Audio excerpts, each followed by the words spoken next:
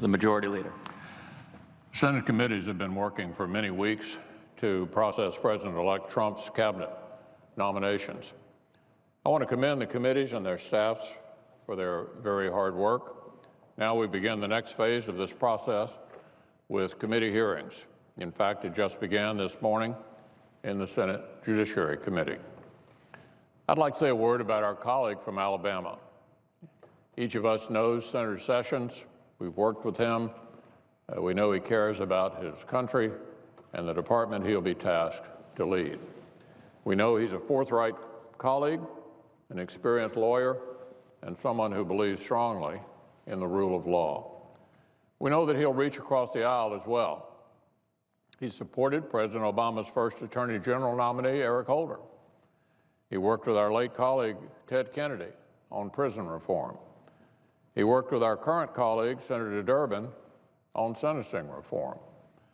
Senator Durbin, in fact, noted that Senator Sessions is, quote, a man of his word, end quote. Senator Leahy called him wonderful to work with. Senator Schumer, the Democratic leader, said he's straightforward and fair. And let me quote from a former Democratic Senate colleague who knows Senator Sessions after having served with him for 16 years. Here's what he said. I always found Jeff to be an honorable and trustworthy person, a smart and good lawyer, and a thoughtful and open-minded listener.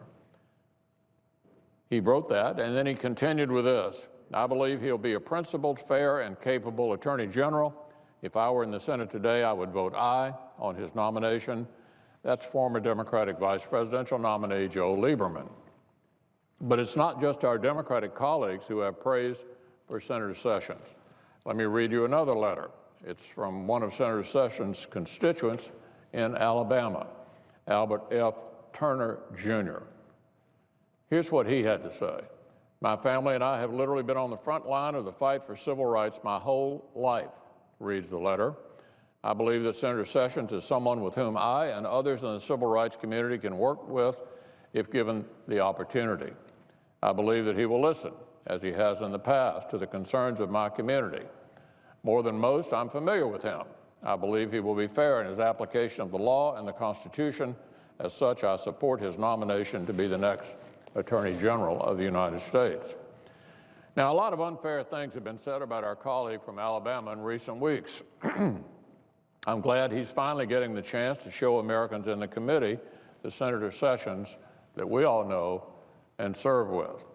I look forward to the Senate's fair treatment of our colleague's forthcoming nomination, just as it fairly processed an incoming President Obama pick for Attorney General, a nominee who, as I noted, Senator Sessions supported. So let me turn to a larger point. The nominations process for an incoming president is important. As President Obama recently said when he met with President-elect Trump, the presidency is bigger than any one person, and that's why ensuring a smooth transition is so important. I certainly agree. When President Obama was elected, Republicans worked across the aisle to confirm seven of his nominees on Inauguration Day, and 5 more by the end of the first week. These nominees were hardly centrist.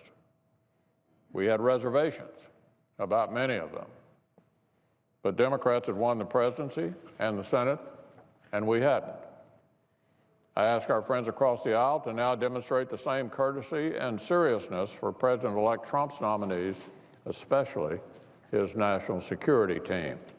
The Senate has a long-standing tradition of confirming the cabinet nominees of a newly elected administration in a timely fashion, and the Senate and its committees are now following the same standard for President-elect Trump and his nominees as we have for past presidents.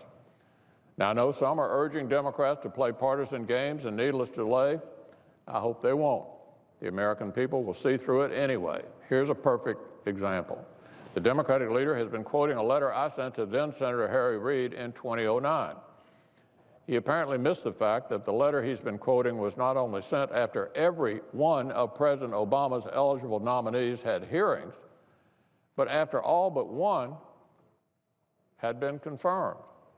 So it's actually an important reminder of how Republicans fairly treated an incoming President Obama's cabinet nominees and how Democrats should now do the same. This is time for serious consideration and cooperation. Americans aren't looking for partisan games. We're a nation at war.